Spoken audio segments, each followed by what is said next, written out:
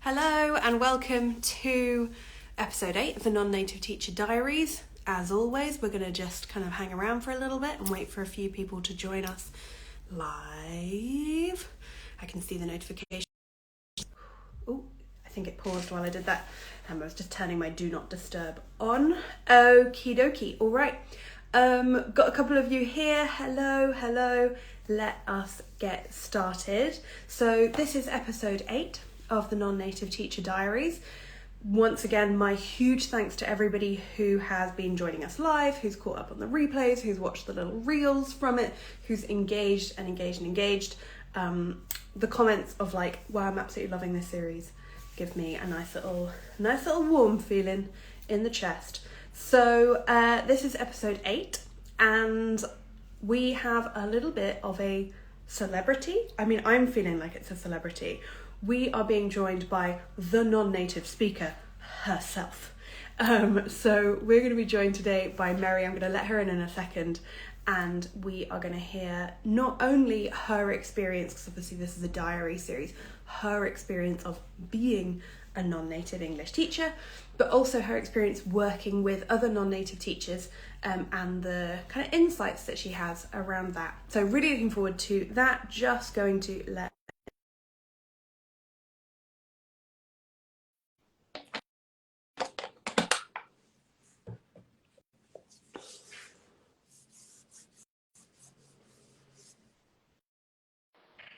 Hello. Hello there, you have raised me to celebrity status. Thank you very much for that. I feel like this whole series has kind of been building towards you, which is a lie because I have more guests after you as well, Of but course. nonetheless. No, I think it's all in the name, isn't it? And I've been also, I'll jump straight to it because I have been criticized for this name. It's like, oh, you're trying to perpetuate this message of there is this dichotomy. And I'm all for believing, like, taking ownership for who you are and what you stand for. So I think that is the case. I've watched the other interviews you had, and thank you for bringing light to that. And some people have sent me your other interviews thinking that I might not know that you've been doing this series. And I was like, no, I actually am aware of it, and I'm really thankful, for Rhiannon to speak up about this, because the more people bring awareness and discuss about it, the better it is. Like, there is no kind of gatekeeping around the topic. But it's really important that we kind of instruct ourselves to be proud of, to take ownership of who we are. And I'm not going to hide that I'm not, I'm a non-native speaker, because I'm proud of not being a non-native. It's like I am professing my, self-confidence by telling people, yes, I am, in fact, and this is how I speak. And I am, in fact, an English teacher. So why shouldn't I, advertise even myself if that is the case? Obviously, I'm trying to create a sort of a propaganda, and try to raise even more awareness about this, calling myself that. And people are immediately aware what my agenda is when I say I am the non-native speaker. It's Absolutely. fun that way. Yeah. I mean, that leads us really smoothly into that first question that I'm asking all of my guests, which is around that terminology, because I have, some of my guests have come with a mixture of responses. Some are saying, well, the term non-native itself, not a problem, but it kind of calls to a discriminatory industry or industry which has a lot of discrimination, so maybe there's a negative connotation there. Others who are saying, well, actually, maybe I don't want to stick with that non-native. I'd much rather use something like L2 English speaker. This was the second language that I learned, but I don't want to put it into a hierarchy of I am or I'm not. Where do you stand on the use of the term? You see, this is just the case that many people think different things about the terminology, and it's totally okay if some people don't feel that terminology represents them. There's also a lot of kind of defeatist attitudes among non-native teachers who claim that this has caused them a lot of trauma in their life, and they are willing to just ignore it and go past it and not reflect on it. And in a way, I understand them, and in another way, I feel like they're letting us do all the heavy lifting, for the category in itself, because it is a negative term. No one can say that it is not. There is a non in front of it. The prefix is already leading up to something negative. However, I'm all for going towards the positive, and why should we let this stay negative? If the ads are still calling upon native speakers, if there are so many, recruiters and language schools who are still claiming that this is what their clients want, then we need to make it into something bigger than that. We need to advertise ourselves in a stronger way, because truth be told, there are no non-native teachers who are let into the jobs without having qualifications. The same cannot be said about native speakers or native sounding speakers.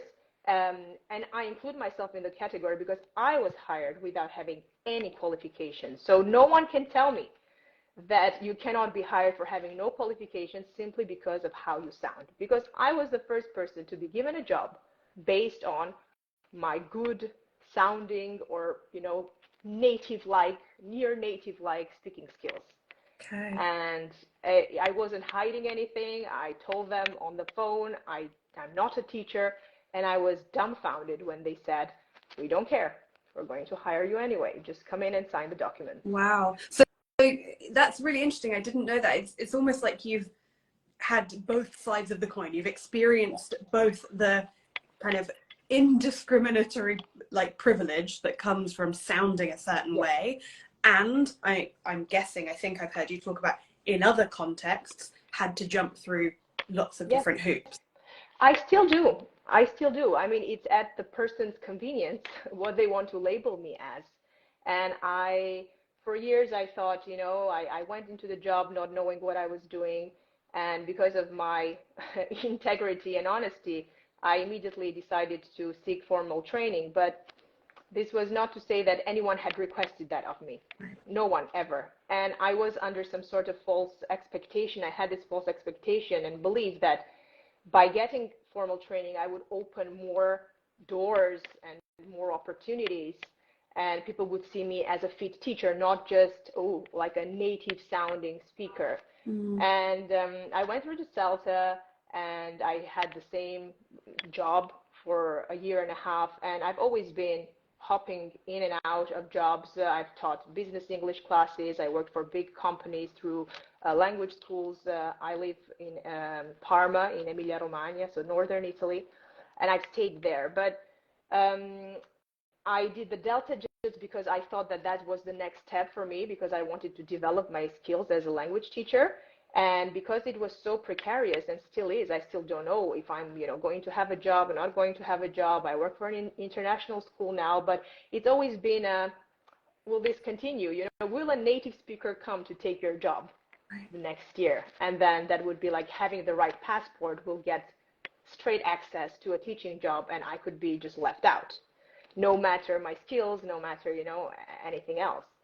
So it has been kind of a strange thing, because I think all my formal training came from me wanting to be a better teacher and securing my own kind of freelance opportunities for myself, because no school would have guaranteed that I did have a job, no matter the qualifications. 2 years ago, I completed a master's degree in languages and communications. I had a bachelor degree in communication studies, but that was just, it wasn't as important as holding the right passport and having the right nationality. And the same university that gave me my bachelor degree and saw all my qualifications refused to take me on as an English language teacher, and said, you don't have the international criteria we're looking for because you've completed your studies here. And because of my nationality, I was refused the job after having done a Delta. So it was kind of, that was, I think, the day when I spoke to this supervisor who didn't want to speak to me in English, who didn't want to know anything about me. She just looked at my CV and she went, oh, there must have been a mistake here. You shouldn't have been sent here because, I was like, because, continue that sentence. And at that time, I wasn't advocating for non-native speakers, but I thought, wow. And when I did get the confirmation from another person, the language school that had actually sent me there, they were like, yeah, it was your nationality that had people, kind of doubting that you could do the job. And that was the day I was like, okay, I'm not going to be a victim of this anymore. and I'm going to do whatever is in my power to spread the word and get people to collectively take a stance against this discrimination, because it's so unfair, it's so unequal, it's so wrong. And it's one thing when you see a job ad, it's one thing when someone looks at you and does not allow you to speak or is not willing to give you an interview. It's another, it's discrimination on a totally different level. Absolutely. And so now you've been campaigning, feels like perhaps a strong word, but you've been the non-native speaker, you've been kind of reaching out to other people, you've been working with other non-native speakers for a year or two now, is that right? 2 years. 2 years. In August, it will be 2 years, yes. I started doing this 2 years ago after that incident. And, a lot of questions arose in me, I was doubting my identity. I was like, why is it so? And, it happens on a daily basis, really. I could be speaking in English to my son and a random passerby would go, wow, you speak so well, and can you teach my son? He's struggling. And I was like, I was so, I would, and I still am, I would just ask them, but I could, but it's not because I can speak English, because I happen to be a teacher. I said, and then I go on, because now I'm really on this, and I'm really onto their thought process, and I'm like, would you be willing to just hire anyone off the street, and you would be willing to send your child to this unknown person's home, simply because your ear liked the sound that was coming from someone's mouth? I mean, who hires people that way? I know the answer to that one, So many people. Yes, but this is it, you see. People don't make the connection.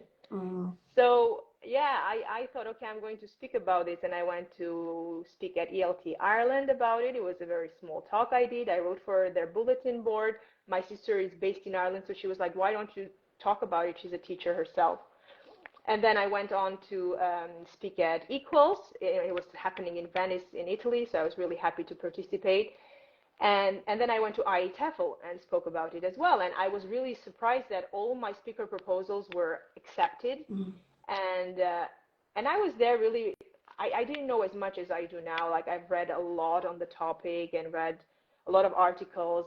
With the Native Speakerism Undone series I did, I spoke to so many ELT professionals about this topic and from various perspectives and points of view, and I think I educated myself about it from these different perspectives. And it's so important that we do that, because some of the things that I was willing to kind of let things slide, now I totally do not let that happen. For example? Things like, I work in a school where the native speaker model is very, very advertised. Okay, it's the main thing. It's an international school, and why is it better? Because the teachers here are native speakers. Right. Okay, and again, I have nothing against, as long as a teacher is qualified, I have nothing against native speakers getting the jobs. It's just this idea.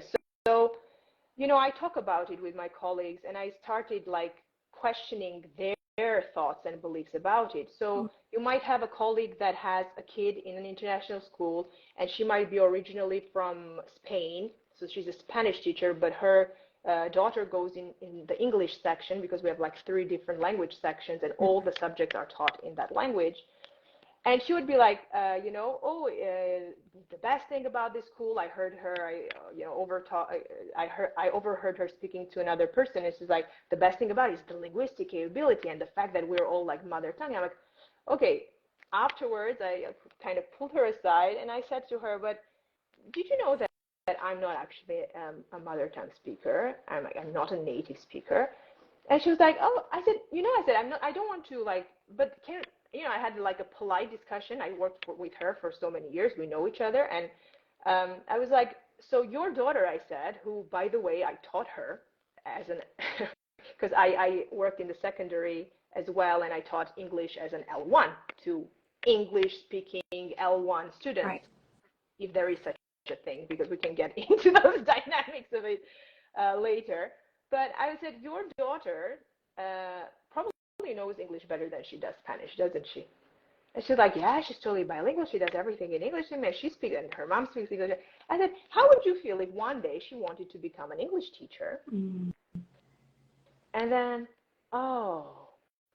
and I'll tell you another thing. Textbooks, when we're choosing textbooks, do you know how many people just disregard a textbook because of a foreign name for an English textbook? They Wow. would just go, oh, this is going to beep. I was like, why would it be? This is an author. Yeah. And Yeah. the fact that they have allowed a non-native speaking sounding, wrong name author to put their name on a book that they have written, this means that this book probably has more value than anything written by some good name, British, or, it's just so wrong. And you start seeing all these things. And before, I would have never, given it a second thought. I would probably have discriminated myself, because if you are from, a racialized category, it doesn't mean that you don't have biased feelings or attitudes towards people who are just like in the same boat as you. Yeah. You might still be discriminating them because you're like, I wonder if she can speak English. Yeah. I wonder if she can write a book, because he's not from a native speaking country, and so Yeah. And I mean, it's wrong. even before you get onto the fact that somebody's name does not reveal where they're from at all. I mean, people are moving around so much. I was having a preliminary conversation with somebody who's going to be a guest on this series in a couple of weeks. And she was sharing her experience, which I think really kind of opened up what you've just suggested, like what even is an L1 speaker? And that example of your Spanish teacher colleague's daughter probably having stronger English than Spanish. I think if I remember rightly, her experience was that her family was Spanish. She was raised speaking Spanish at home, didn't go to kindergarten until she was about 4, but she grew up and was born in Belgium. So she was speaking French, but she didn't start speaking French properly until she was about 3 or 4, because her home life was in Spanish. Then she's learning English and goes off to become an English teacher and does all her studies. And it's like, she's got these 3 languages. She has others, but the 3 that are her strongest. And she's like, what?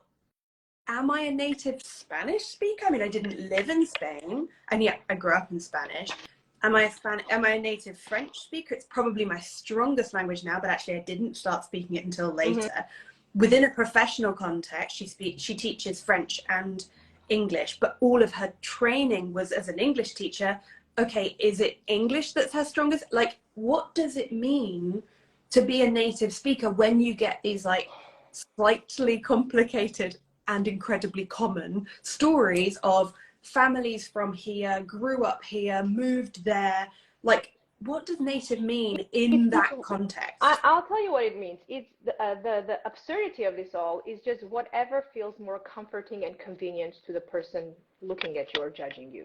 That's what it means, because we can't put a name to it, because we're past these times where no one traveled. And I always say I've never met someone who was born and bred in the same place and stayed in the same place, worked in the same city, and got married to a person from the same. I don't know of these people. I don't know if they still do exist. Okay, so, and all my life I've been told, you're an exception. The fact that your family has traveled so much and you have been exposed to that, this is an exception. And I kept saying, I'm quite sure I'm not an exception.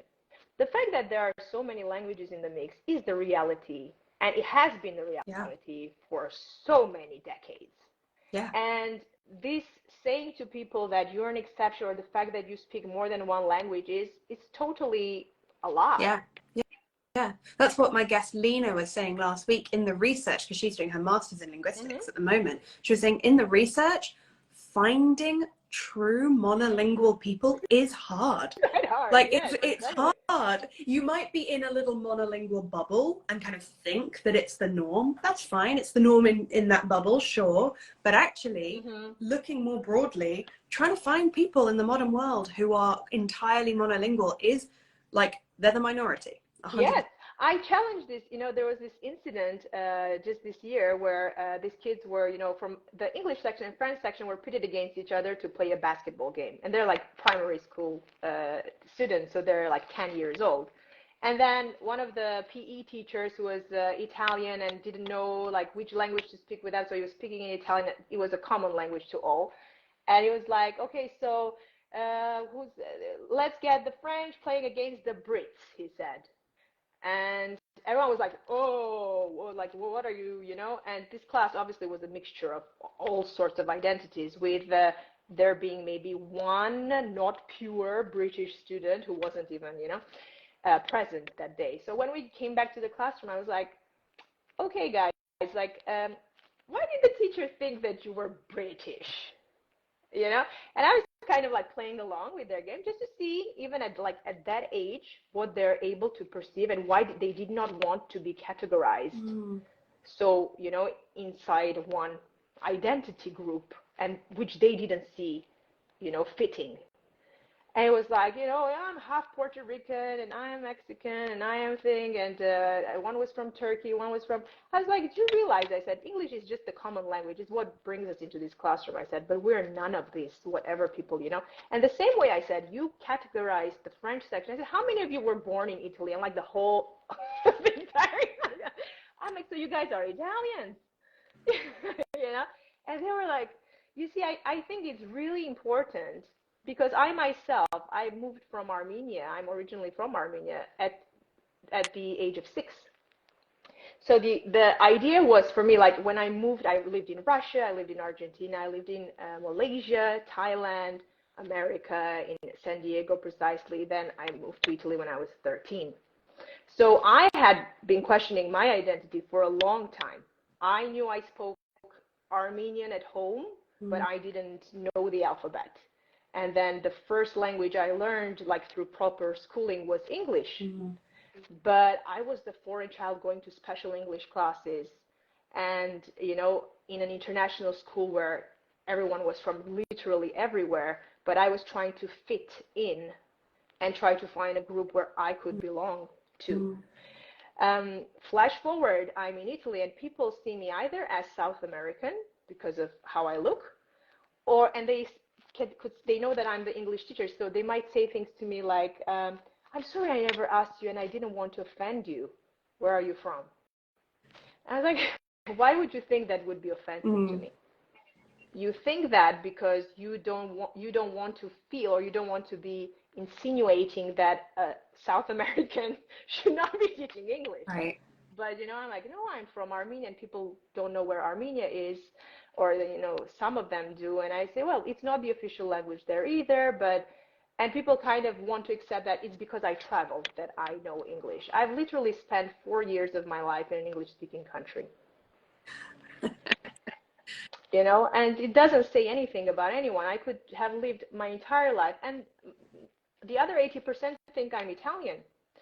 And the other day I was on the phone, and I'm rarely on the phone at school, and I was talking to my father in Armenian, and I saw people like looking at me like, oh, what? I was like, that was Armenian. Oh, and it's just convenient for people to put you in a box and say, this is the Italian teacher that speaks English, or this is the South American, but she's also good. It's really it's insane. Yeah. And these are people, you might be working with them for like 3 years and still have this as the result of, call it microaggression, call it, people who don't want to educate themselves on it, people who just feel that English people should teach English and Italian people should teach Italian. And it's a backward mentality. And what's wrong with this is that there is this kind of a pyramid scheme, right? And this thing about reaching a level of, near sounding like a near native speaker, or, and what's worse is that these racialized categories are kind of fighting each other, trying to reach the top of this pyramid, because they have been taught to believe that the closer they get, the more they will be valued. And so they are competing against each other, and it's totally detrimental to the profession and the practice if this continues. because this is not what it's about. This goes beyond English language teaching. This just goes beyond everything. Yeah. You've reminded me there of some conversations I was having maybe last year with some folks about accent reduction. So different context, but similar theme. And I was speaking for my podcast to one person who specializes in accent reduction. And her argument was the reality for her clients, living in the United States, is that the less, in this case, like Russian or Eastern European, that they sound, the less discrimination they faced. She was saying there's a clear correlation between if you can sound more American, you face less discrimination. And then I was speaking later with Monica, who runs Languaging, that account, and she again is doing a master's in linguistics, or has done a master's in linguistics, and was saying that for her the research shows that any tiny deviation from classic American is considered other. Like native speakers of any region, in any language, in any country,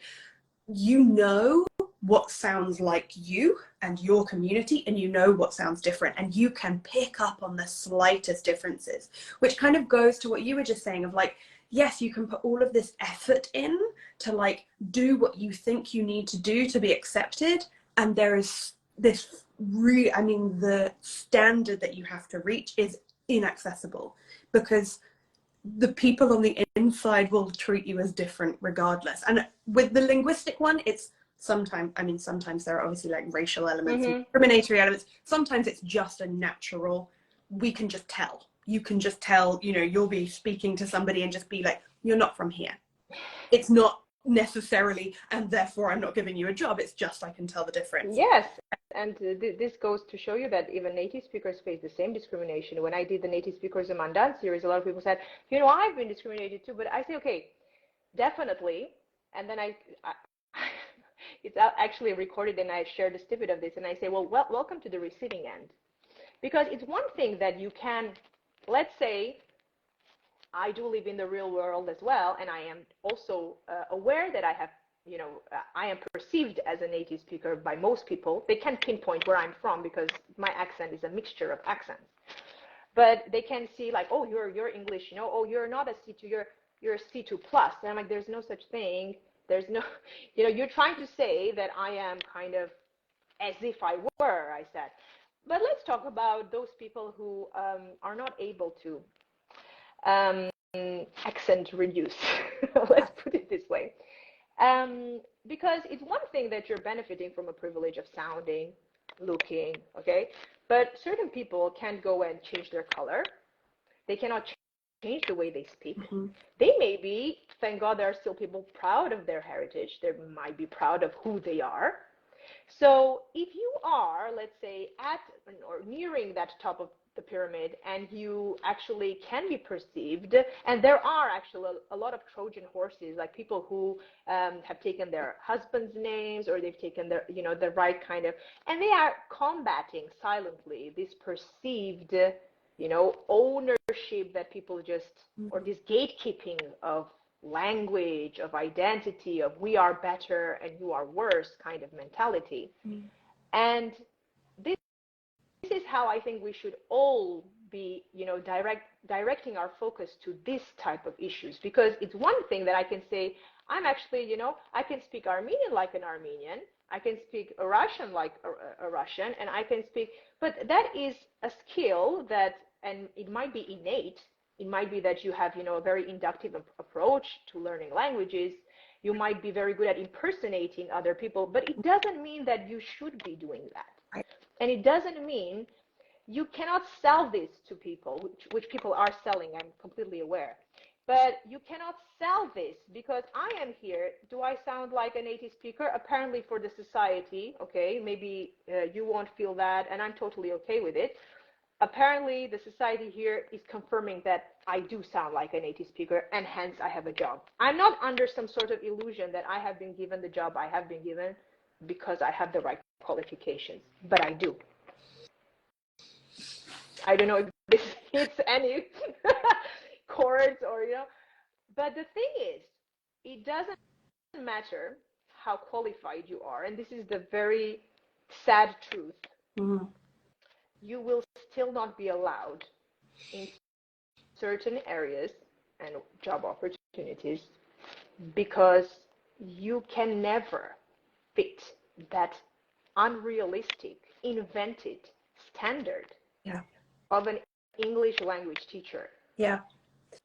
And that is you can reduce your accent. I'm sorry. You can reduce you can pretend, you can sound, you can have the right qualification. You are still not going to be perceived as good as. Yeah. Yeah. And that's why. I just want to add a tiny bit of nuance to that. Of course, not every employer is using native as the yardstick. Not every employer. Thank God for that. Yeah. Lena last week, who said when she moved to Japan and experienced that discrimination for the first time, she went, okay, well then private language schools just aren't the place for me. I'm going to go to the universities where they're much more interested in qualifications. And since then, her career has always been in an environment in which she was appreciated for her skills and her experience. Mm-hmm. There are pockets of this industry where being native is not not important, regarded as the holy grail or exactly. Of course. But I think obviously what you and what this whole series is speaking to is that that's a relatively small, unfortunately, depending on different blah blah blah, but there is a huge swathe of the industry that very much uses native as the yardstick. And as you say, you can qualify yourself and go to the webinars and go to the conferences and network and blah, blah, blah, blah, blah. And if you are in an environment in which native is the yardstick and you are not native, that's it. That's it. There's nothing you can do. There's nothing you can say about it. And, I'm kind of, there is a positive thing. I mean, I don't feel like a victim. I've always had a job. I've always found students. I've always worked very well, and qualifications are to an extent valued. They might not be valued by an institution. They'll be valued by individuals, if not the other way around. You can find your place, okay? But speaking about these qualifications, the industry has been profiting a lot from the insecurities and the mindset of non-native speaking teachers. And I often say, the reason we get qualified is because that's the only way we can get through the door. And you would rarely find, I was in that case the exception of being hired just because, you have the right, it's just how can I put it? A native speaker can get through the door, as we said at the beginning, without having any qualification. Non-native speaker must have the right qualification. So why don't, it's so easy to just say we want the minimum requirement from a native speaker also. But it's not the case. Europe has laws against discriminatory practice, but they are not being respected, and everyone seems to be okay with it. Instead of reporting, instead of doing something about it, instead of kind of collectively taking a stance, people are still worried about, oh, but I sound like the thing, I'm going to profit from this. Yeah. And I think part of the reason is what's been coming up in a lot of the conversations I've been having with guests is that now the very fact that they're guests indicates that they are aware of what's going on. But almost all of them had a period where they weren't, where they just agreed with the status quo that native speakers made better teachers. And if you think that it's true that a native speaker made a better teacher, well, then you're not really thinking about it as discrimination. You're just thinking about it, well, that's fair. Like, of course that person got the job and I didn't, or of course that person gets paid more than I do, or of course they get the good classes at the good times and they're kind of favored on the timetable. Of course. And it's that moment where you have to realize that isn't of course, that there is no reality behind that myth that native speakers are intrinsically good teachers. Once you get past that, then you go, wait a minute, why are they being paid more? Why are they getting the jobs? And that's when it starts. But if you've been kind of brought up in a system which says, while you're a learner, you want to sound like a native speaker, and we're going to get native speakers to teach you, and then you become a teacher and you just think, well, I'm going to support my native, I don't know what it is, but you do have to have that moment of awareness before you can see the discrimination. Yeah. As you're speaking, Rhiannon, I realize that when you do these lives, you don't actually refer to the comments coming up, but I read just now, I agree with you about native English teachers are better. Nope. We said nothing of that sort. You know, I sometimes get into, that's why with my lives and my car rants that I do sometimes going to work, I'm like, what? How did you get that? How did you get that? It's just to confirm that, you know, people want to hear what they want to hear sometimes. And I'll tell you the main objection, because I've interrogated a lot of native speakers, asking them, why do you think that this is, or why would they? Oh, because I've heard some really crappy non-native teachers and their pronunciation is awful. So I'm like, wait a second here. Why are these awarding bodies qualifying everyone?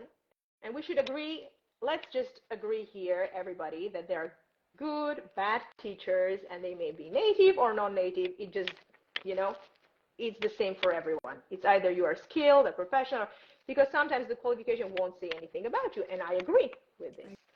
But then I say to myself, then why are these, you know, accrediting bodies, namely Cambridge, because I'm not afraid to name names. I am all for Cambridge. I have Cambridge qualifications. I've done the whole suite, you know, of exams.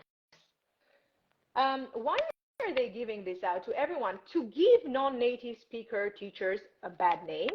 Because if it is a question of pronunciation or phonology or phonetics or whatever you want to call it, why are we not fixing that or making sure that that qualification actually does open the doors for non-native teachers, and that they cannot be, how can I put it? They cannot be attacked on a personal level for not being what they should be after having earned that specific certificate. Because we know that they are very, very good courses. They are done very well. They do give you, you know, enough practice and everything. But is this an industry? Are we just profiting from their money? You know, are we just collecting their money, or are we actually forming professionals? Because right now, I think if you complete this 4-week course, you don't get into some sort of, you know, it's an introductory level teaching certificate. That is it, you know? Somehow, and that's where it happens. When the native speaker gets that, it's perfect. That's it. They have the right sound and they have a qualification. When non-native speakers get to the utmost highest level and, you know, they still get treated like lesser than. So let's talk about that. Why don't we normalize the fact that either you don't give these certifications, you don't hand them out to anybody just because you're collecting their money, because this is who has made it this way. These are the people, these are the organizations who have given non-native teachers a bad name, and that's what it is. I 100% agree. 100% agree. And if I am permitted a slight rant into one of my favorite ranting topics, which is course books. Oh. I think that, so the big course book, which is what I call, you know, the Oxford and the Cambridge and the Pearsons, and I'm looking at my shelf, kind of all of these course books, they are producing materials which I think an idiot could follow. They are producing materials which are suitable and usable for people who have come out of a 4-week course. You don't need to be a good teacher in order to follow the course book. Do you need to be a good teacher to do it well and help your students? Yes, but that's not the point, because so much of the language courses out there are literally, we will complete English file intermediate from September to June, and that's the product that you've bought. I hate English file with all of my being. And we're naming names today, like we are. I've hated English file for the last 7 or 8 years. You could not get through a meeting at my previous job without me going, I refuse to use English file. Yep. But let's talk about also like those big organizations, those big schools, you know, they have names that they're everywhere in the world. You can find these centers, and you go in, and I've worked for them as well, and it's like you can't even be a teacher. They have set, like, I'm going to give you like a word that you could maybe predict who I'm talking about or guess. Encounters. You do these encounters, and then you have a sort of a kind of a dialogue that you follow, or like a script. And you're like, oh, so this is not meant for teachers. Well, this is it. And that system, I think, really favors idiot native teachers who have no interest in being in the field long term, have no interest in developing themselves as teachers. They want to go off to Vietnam, to Thailand, to Spain for 2 years to teach, and then come back and, you know, figure out what they want to do with their life, do a master's or get an internship or do whatever and start their actual life. And the fact that TEFL has been marketing itself for the past 20, 25, 30 years as like the way to travel, you have this industry which at the same time as doing everything you just said about, you know, like taking non-native teachers' money to make them feel like they've got a certificate but not actually producing good teachers at the end, they're also taking native speakers' money and producing crap teachers and then enabling that crap teacher because they've provided all of the like materials afterwards where native teachers can act like a teacher but not actually learn how to teach. I think the whole industry needs to burn is how I feel. On this Monday I'm glad morning. you said it. You know, British Council, and they have just published this thing about native speakerism, and they wrote, you know, everything there is to write on the topic, and very well said, and I totally agree. But then you are right. This is the same people who I wrote an article about hiding behind privilege, native speakerism hiding behind privilege. You can still find it, where they promote, you know, this language assistance programs, and why don't you travel there? It's like a backpacking teacher, etc., etc. So, you know, I think it's not enough to just talk the talk, but I'm happy that they put it out there because at least people will read British Council and think their words are gold. But at the same time, they won't read all those negative things that they are still perpetuating and say, hey, wait a minute, you just said this, but why then this? Okay, so I cannot stress this enough. If we want to see change, we have to collectively combat this. Yeah. And this is not just for us, this is for our students, this is for the integrity of the profession. We are in an educational setting. If we don't educate ourselves first, to not be so, you know, biased, to not be so judgmental without knowing anything about people, just putting people into boxes, then we can't expect anyone else to be doing that heavy lifting for us because we are in this. And if we don't object to what is happening out there, then no one is going to do it for us. They're just going to profit from their own likes and dislikes and their own beliefs and their own stereotypes. And this is how it's going to continue forever and ever. I don't believe that's going to happen, though, because I always claim that they're going to stop because of a shortage of native speaker teachers. But I would like to make it that it's not because of a shortage of teachers, it's because they have seen that this is racist. Full stop. And we have to make them see that before they start turning this thing around and making it all about being, you know, non-unequal. You know, they're just going to retract everything they say slowly because they won't have enough people to go around, basically. So they should admit to their faults, I think. And I would want, you know, a whole like kind of a written apology and not a simple article that does nothing or says nothing about the practices that they have been upholding for centuries. Okay. I'm aware of the time. We need to wrap this up.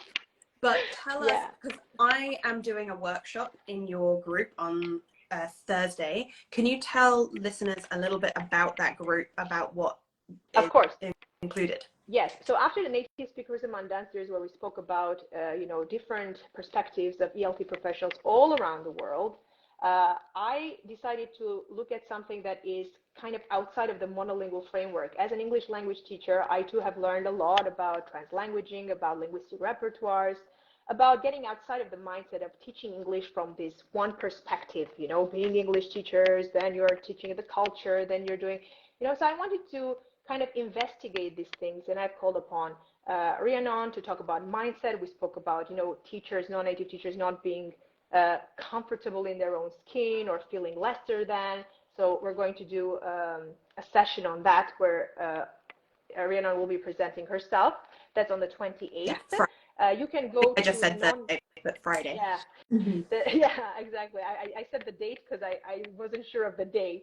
So it's on the 28th at 5 p.m. Central Eastern Time. You can join by going to the non-nativespeaker.com. There's if you go to the hamburger kind of menu, you can find CPD courses. And the next session, like every month, this is going to go on until December. So I'm going to have 6 sessions we're going to have, trying to kind of dismantle these beliefs. And it's generally for multilingual, polyglot teachers from, you know, all around the world that are more into not just a monolingual, monocultural framework, but they're trying to investigate more and be more resourceful with how they teach, why they teach in the way they do, and kind of, you know, open up their horizons to a different way that caters to a plurilingual kind of student that has more than one language happening at the same time. Amazing. Amazing. So yeah, so if people want to join, they can join, I'm sure, at any point in the next 6 months if if it's the right time for them. But if they want to catch me, then they should join now. Get in before Friday.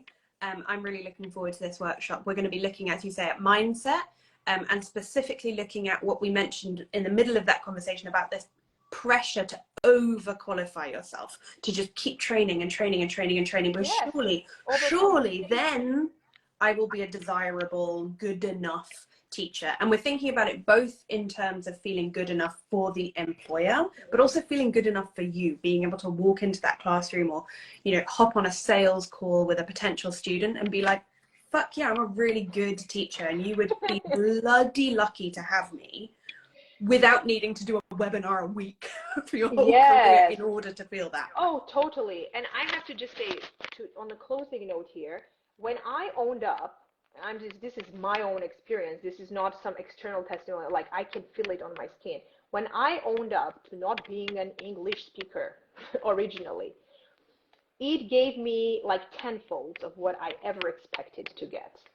And you claim your power, you step into your power, and it's just such a mind-blowing experience what can happen when you take, because you need to do the study, you need to do the work to understand how your, you know, perception of yourself has come to be. Because when you do that work, you liberate yourself from all those things that are holding you back. And it's mind-blowing the effect it has, but not only on you, but on all those people around you that kind of perceive that you have this confidence and you are owning your own identity as you are teaching. And it just has this ripple effect that is extremely, extremely important. I would say it's more important than the actual teaching job you might ever have. It's everything. It's everything. I could not agree more. That ripple effect. Yeah, I've seen it. I've seen it in my clients. They've talked about going out and just like within a week or two, the comments from their students are changing because the energy with which they are entering a classroom has changed. It's phenomenal. I am going to draw this to a close. Meri, thank you so much for this. Thank you for having me. Really looking forward to this conversation. To everybody who's joined us live, who are watching the replay, thank you so much. We do have another couple in this series coming up. Nothing this week, but I think next week or 2 weeks time, I'm not really sure, but stick around, we'll be doing that. And as Meri said, if you want to catch my workshop in her group this Friday, go ahead and join. All right, it's been a pleasure. Bye. Thank you.